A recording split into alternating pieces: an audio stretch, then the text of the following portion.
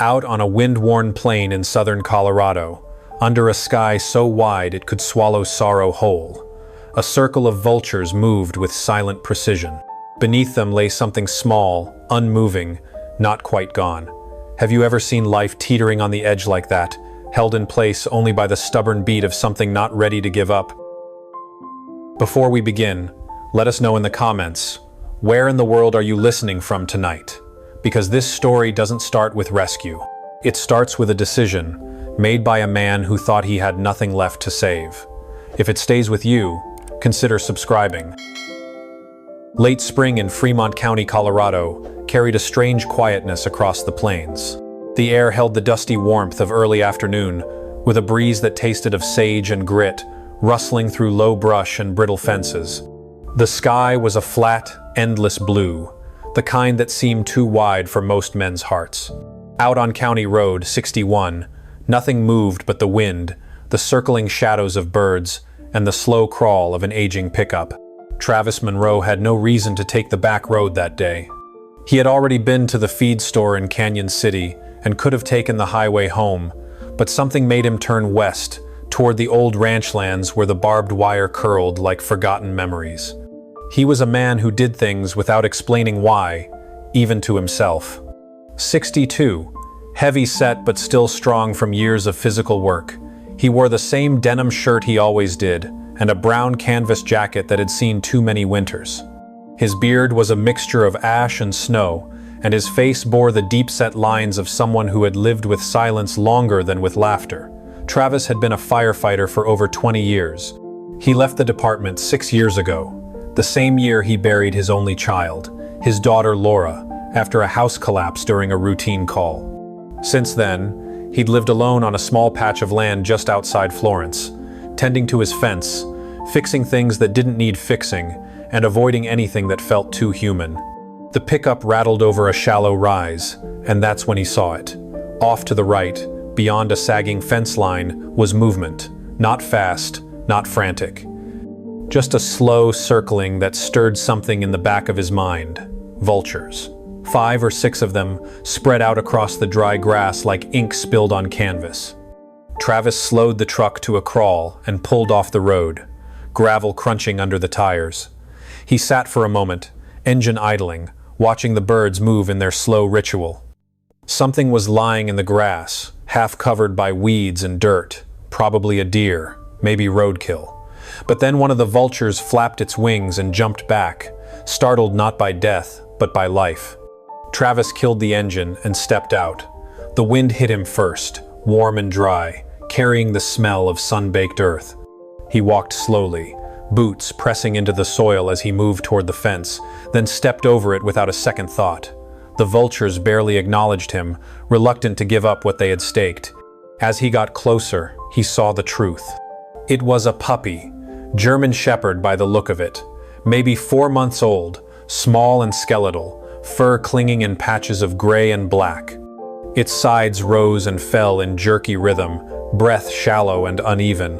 One hind leg twisted unnaturally, and the skin around its ribs was pulled so tight he could count each bone. Its eyes were open, but dull, and flies buzzed around the cracked skin near its nose.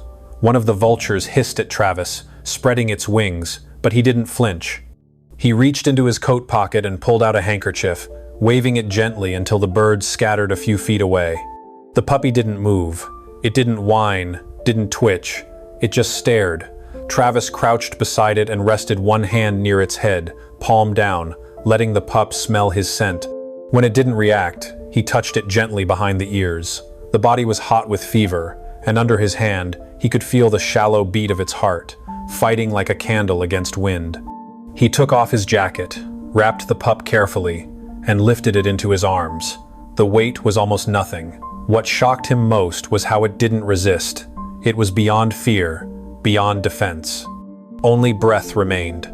Back at the truck, Travis laid the puppy on the passenger seat, adjusting the vents so that warm air blew toward it. The engine rumbled to life, and he turned back toward town, knuckles white against the wheel. He didn't speak, he didn't pray. But somewhere inside, something old and rusted creaked back open. The drive home was quiet, except for the sound of tires over gravel and the soft rasp of shallow breathing beside him.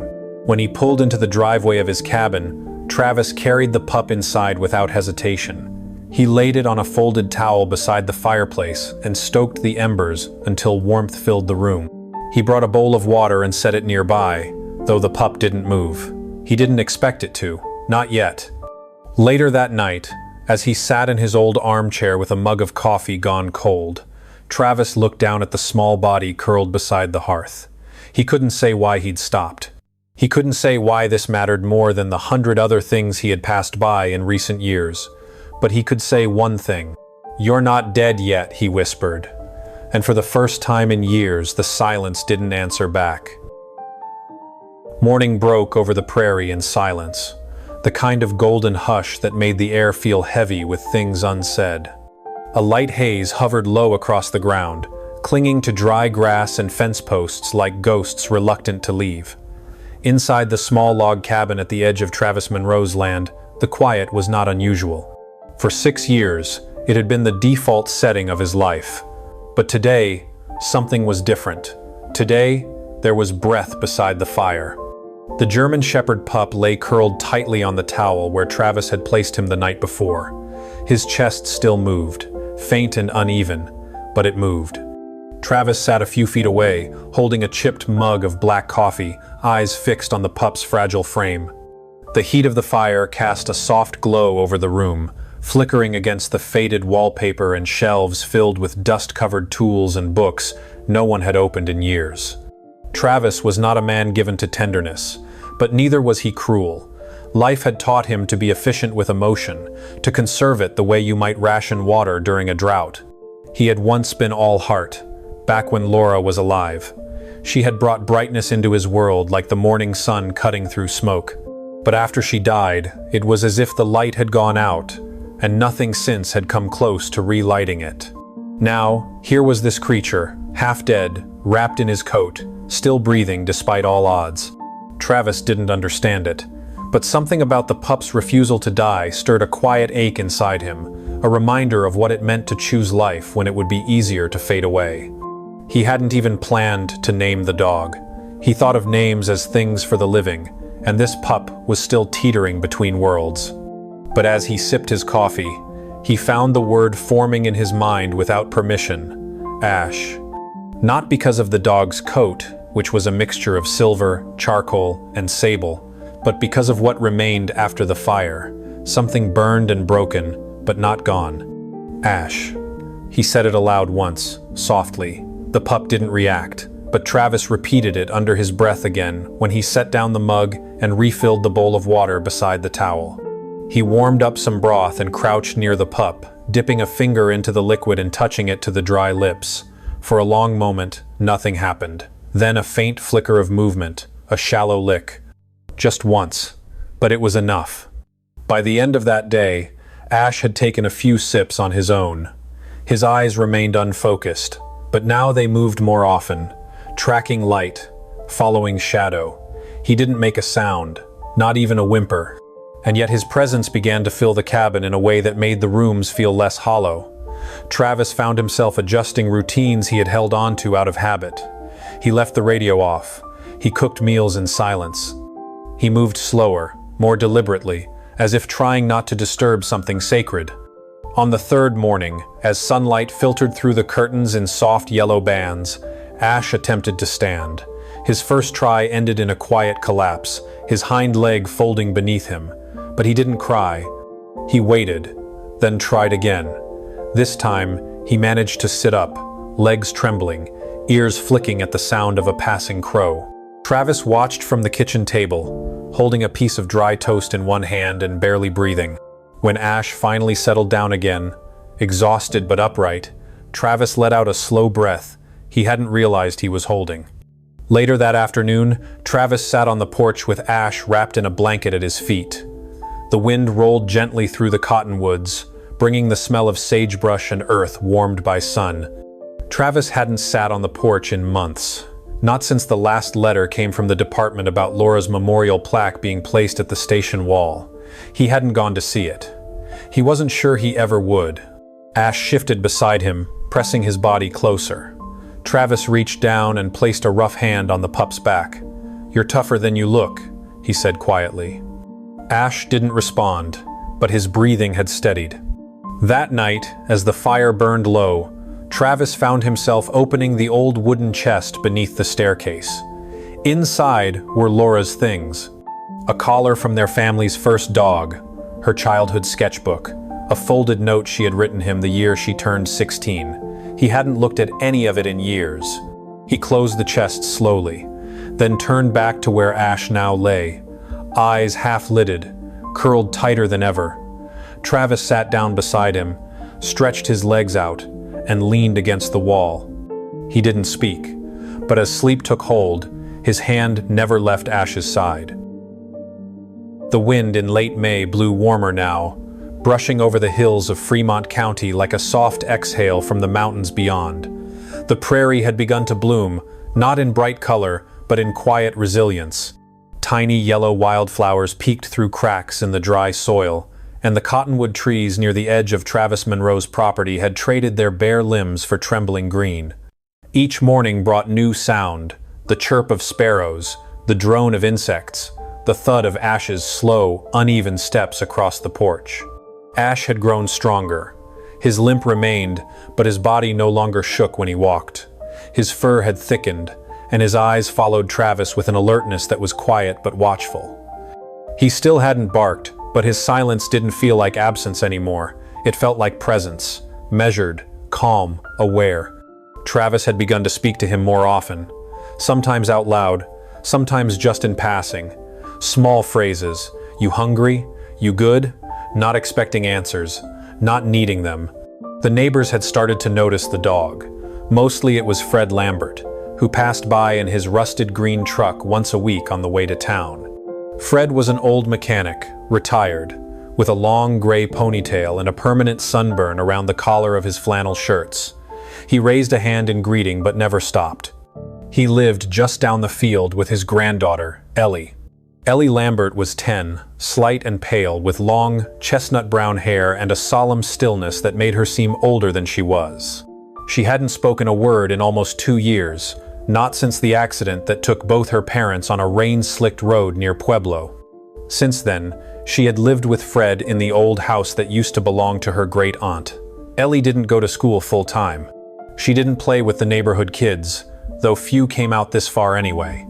Most afternoons, she sat by the window upstairs with a sketchbook balanced on her knees, pencil moving in slow, deliberate strokes. It was from that window she first saw Ash. At first, he was just a shape on the porch next door, curled against the boards like a patch of shadow. But as the days passed, she noticed how he moved, how he followed the man who lived there, how his head tilted when birds flew too low. Something about him, his silence, his stillness, reminded her of herself. She began to draw him, over and over, always in profile, always near the edge of something. One afternoon, just after lunch, Ellie slipped through the back gate and crossed the overgrown path that separated their land from Travis's. She didn't come close, just stood by the tree line and watched. Ash saw her almost immediately. He lifted his head, ears twitching, but didn't move. Travis, inside the house, didn't notice her yet. The next day, Ellie came again. This time, she brought something in her hands. A small, knotted rope toy, faded pink, with bits of blue string fraying at the ends. It had belonged to her dog Daisy, who had run away during the week of the accident. Ellie left the toy near the fence and walked away without a word. When Travis found it that evening, he looked toward the trees and saw a flicker of motion behind the leaves. A child, small and quiet, slipping out of view. The next morning, the toy was still there. Ash sniffed it, then lay beside it. Not playful, not possessive, just near. Over the next few days, gifts began to appear. A pine cone, a small drawing, a folded paper bird, always left in the same place. Travis didn't move them, he didn't speak of them, but he began to watch the tree line more carefully, and one evening, as he sat on the porch sipping lukewarm coffee, he saw her standing there, her hands at her sides, her face calm but unsure. Ash stood and limped to the edge of the yard, stopping a few feet from the fence. He sat, eyes locked on the girl. She stepped forward one cautious pace, then another. She knelt slowly, resting one hand on the lowest fence rail, and extended the other. Ash didn't hesitate. He moved closer, nose twitching, tail giving a soft wag. He pressed his head lightly into her palm. Travis watched the moment unfold in silence. He didn't interrupt. He didn't speak. He just watched. And for the first time since Laura had died, he felt something small but unmistakable shift inside him. Like a door cracking open. Like a breath held too long finally being released. A pale wind crept across the plains that morning, whispering through the tall grass and rattling the chimes Travis had forgotten, still hung from the corner of the porch. The air smelled faintly of metal and turned soil, like the land was remembering something it would rather forget. Travis stood barefoot by the sink, rinsing an old bowl under lukewarm water, his eyes drifting to Ash asleep on the rug, his body finally at rest after a night of strange tension. The pup had woken twice, limbs twitching, breath sharp and fast, as if chased by memories that had no shape but left bruises all the same. Ash was growing, not just in size, but in presence. His legs steadied with each passing day, and his coat had darkened into a rich saddleback blend of black and rust, streaked with pale gray near the hindquarters. Yet something about the way he moved still felt guarded. There were moments, small ones, when the pup would freeze at the sound of boots on wood or a tool dropped too fast, as if waiting for a consequence that never came. Travis began to wonder. It wasn't just trauma from abandonment. There was a pattern in how Ash responded to the world. Not wild fear, but recognition, as if he had known certain pains before. That afternoon, as the wind shifted and the sun bore down heavy through the windows, Travis decided to bathe Ash properly. He filled the galvanized tub outside and knelt beside it, calling softly. Ash approached, hesitant but trusting. As Travis soaked and lathered the thick fur, he found himself speaking, not with expectation, but with rhythm. The words tumbled out like they always had when he was working, narrating his hands, naming his motions, grounding the silence with sound. When his fingers reached Ash's hind leg, the dog flinched, not from pain, but something deeper. A pause ran through him, and then his body locked still. Travis frowned and looked closer. Beneath the soap, just above the haunch, there was a faint line, a scar, barely visible under the new fur. He rinsed more carefully, uncovering a second scar across the inner thigh, older, more jagged. Then a third, this one straight and deliberate, near the neck. Surgical, not accidental. Travis sat back on his heels, heart tightening. He had seen this kind of work before. Back in the fire department, there had been dogs trained for search and rescue, some bred for military or police use. Some had been treated like tools more than lives. These marks, weren't from living wild. They were from procedures, conditioning, purpose-driven harm. Ash stood still as stone, eyes watching Travis carefully, but not fearfully, as if he too remembered, as if he knew what was being discovered. The next morning, Travis called Dr. Maggie Ellis. Maggie had been the town's only vet for over 20 years. In her late 50s, with silver-streaked hair always tied into a bun and deep-set laugh lines around her mouth, she had the kind of voice that made animals lean closer.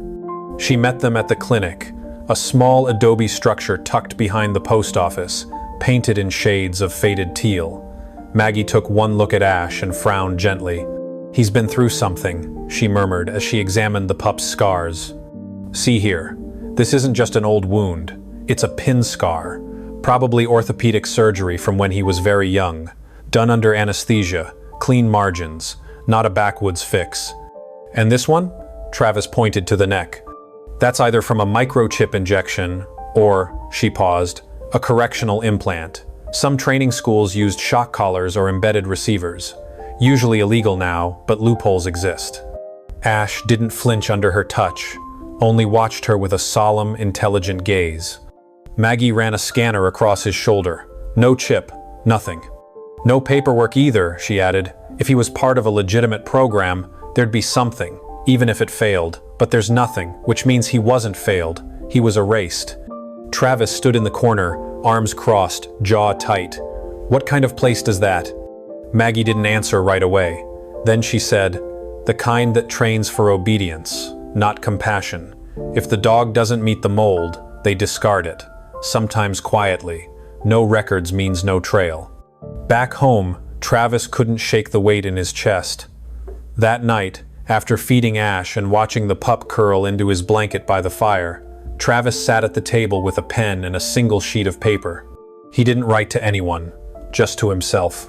You weren't broken. They didn't wait long enough to know what you were made of. He folded the note and tucked it under Ash's water bowl. And before turning off the light, he whispered, "They didn't deserve you." Ash didn't move, but in the dark, his ears twitched at the sound of Travis's voice. And for the first time, the dog shifted slightly in his sleep, not away, but toward the warmth. The sky turned heavy by late afternoon, the kind of thick, green-tinted gray that pressed down on the fields like a warning. The wind had shifted direction, blowing in from the west, carrying the sharp scent of ozone and the restless energy of a storm not yet broken. Travis Monroe stood on his porch with one hand wrapped around a mug gone cold, his eyes scanning the horizon. Somewhere beyond the cottonwoods, thunder rolled long and low, the kind that didn't speak yet but promised it would. Inside the house, Ash paced near the back window, uneasy. His body had grown stronger over the last week, his stride more stable, his eyes brighter, but today he was restless. His ears flicked at every creak of the floorboards, every groan of the wind against the eaves. He kept glancing toward the east fence, toward the Lambert property. Travis noticed. He set the mug down, grabbed his coat, and opened the door. "What is it, boy?" Ash didn't wait for permission. He pushed past Travis and bounded down the steps, not fast, but focused. The wind caught his fur, flattening it against his lean frame as he limped across the field with determined grace. Travis followed, something tight curling in his chest. They reached the fence just as the first drops of rain began to fall, sparse, fat, and cold. Ash sniffed the air, then turned sharply and bolted along the fence line toward the tree break that separated the Monroe and Lambert properties. Travis called after him, but didn't hesitate to follow. On the other side of the trees, Ellie was missing. She hadn't shown up by the fence that afternoon, hadn't left her usual small gift. Travis hadn't thought much of it until now, but Ash knew. Somehow, he knew. They pushed through the brush, rain falling harder now, soaking the earth and turning the slope behind the Lambert house slick and unstable. Fred's old truck was parked out front, but the porch light was off. Travis shouted once, no answer. He moved faster. Ash barked. It was a sound Travis had never heard before. Not loud, not wild, but sharp and urgent, echoing between the trees like a signal. He rounded a bend and found Ash standing at the edge of the old gully that ran along the property line.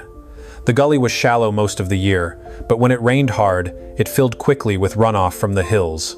Today, it was half full and rising. Ellie was down there. She was curled against the far bank, one leg pinned under a fallen log. Mud streaked across her face, her eyes wide and frightened.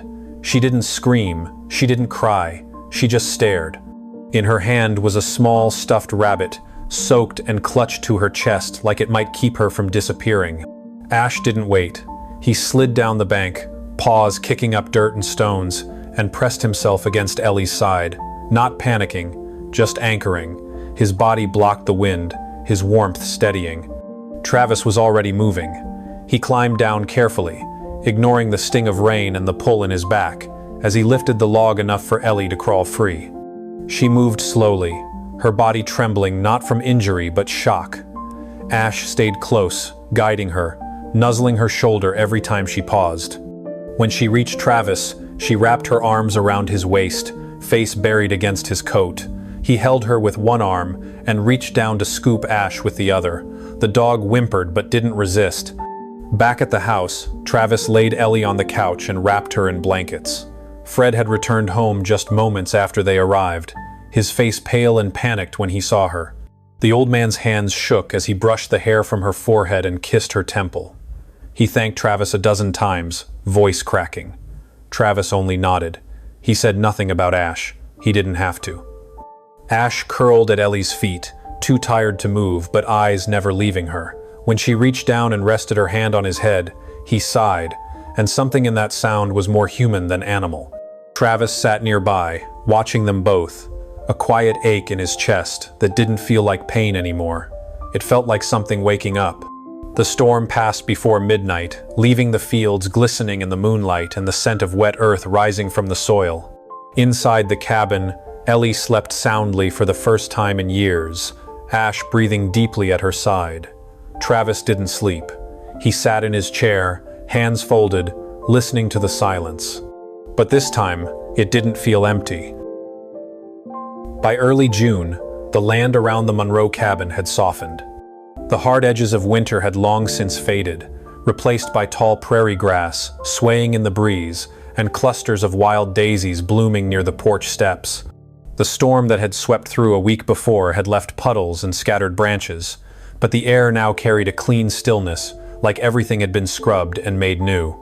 Travis sat on the back steps with a cup of coffee balanced between his palms, watching Ash doze in the sun nearby. The German shepherd had healed into something steady. He no longer limped, though his pace remained thoughtful, his movements precise. He followed Travis from room to room, then returned to the porch, always resting with one eye open, as if guarding something too fragile to name. Inside the house, Ellie Lambert sat cross-legged on the wooden floor, a box of crayons at her side, and a drawing unfolding beneath her fingertips. Her hands moved with calm concentration, outlining a large tree with broad roots and 3 small figures underneath, one tall, one sitting with a book, one with a dog beside them. Her hair fell forward over her cheeks, hiding her face, but when she paused to look out the window, her expression was peaceful. The kind of peace that takes root only after surviving a storm. Sarah Lambert arrived a little before noon, knocking gently before stepping inside. She was Ellie's aunt on her mother's side, tall and willowy in her late 30s, with sun-worn skin and a firm gentleness about her voice. She worked full-time at the county library, and had only recently begun taking over care for Ellie during the weekdays while Fred rested more. She smiled when she saw Travis at the sink, nodded toward Ash asleep by the hearth, then knelt beside her niece without interrupting the drawing. Ellie handed her the picture without a word. Sarah studied it closely, then looked at Travis with something caught between gratitude and disbelief. "She's been drawing this same tree for months," she said softly. "But this is the first time there were people under it." They stepped outside to talk, letting the door swing shut behind them. Travis wasn't much for conversation, but he listened. Sarah told him how Ellie had started humming quietly during the evenings, sometimes following Ash around the yard as if tethered to his presence. "She doesn't speak yet," Sarah said, "but I feel like she's coming back in pieces." That evening, just before the sun dipped below the western hills, Travis found himself reading on the porch. Not anything heavy. Just a battered paperback Laura had left behind, the kind with underlined passages and folded corners. Ash lay beside him, head resting on Travis's boot. The world was quiet, save for the slow creak of the windmill and the distant call of meadowlarks. Then the front door creaked open.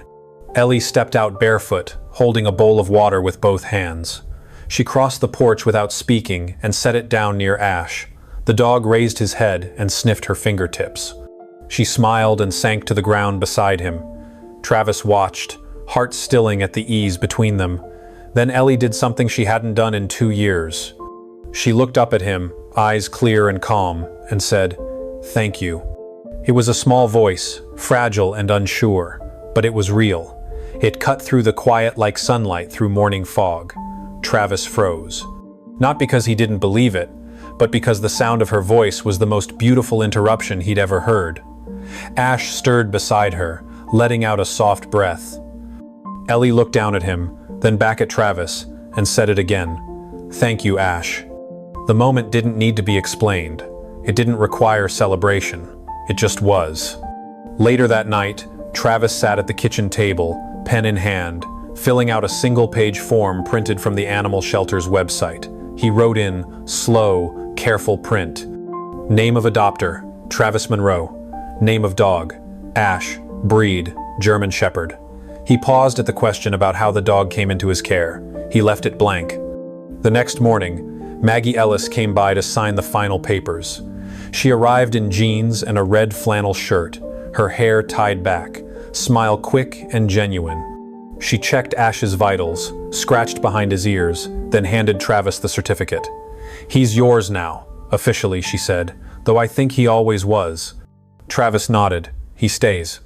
And that afternoon, Ellie drew something new, a sun high in the sky, a field of grass, 3 figures still beneath the tree. But this time, a word floated above their heads, written in her uneven but determined print. Home. Sometimes, the ones who have been forgotten teach us the most about remembering. Love doesn't always arrive loudly. Sometimes, it comes limping across a field, quiet and broken, asking for nothing but changing everything. And healing, it turns out, rarely comes all at once. It grows in the spaces where trust takes root, where silence is met with patience, and where a second chance is given without question. If this story touched your heart even just a little, consider subscribing so you won't miss the next one waiting quietly to be heard.